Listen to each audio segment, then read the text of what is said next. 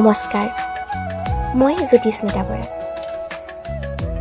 আবেলি ৰং ইউটিউব চেনেলৰ ফালৰ পৰা পুনৰবাৰ আপোনালোকলৈ লৈ আহিছোঁ পংকজ ডেকাৰেৰে ৰচিত এটি কবিতা।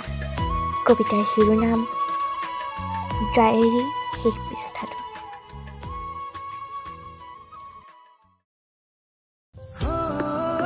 ডায়েৰীৰ শেষ পৃষ্ঠাটোৰ কথাবোৰ আজি সেই উকা কাগজখনত থমকি ৰয়।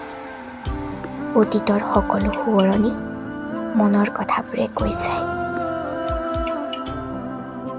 পৃষ্ঠাটোৰ সকলোবোৰ পৃষ্ঠা অশ্ৰুৰে লেখাৰ সেই মধুৰ দিন, য'ত সপোনৰ এটি সেউজীয়া বতৰা এৰি যায় হৃদয়ৰ হলে এক চিন।